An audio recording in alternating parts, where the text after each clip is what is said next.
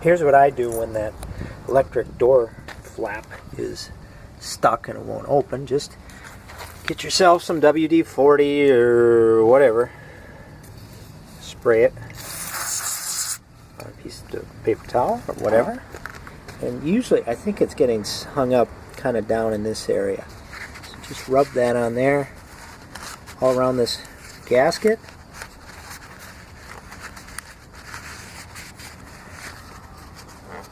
I wouldn't advocate spraying it on the car because it'll end up running down.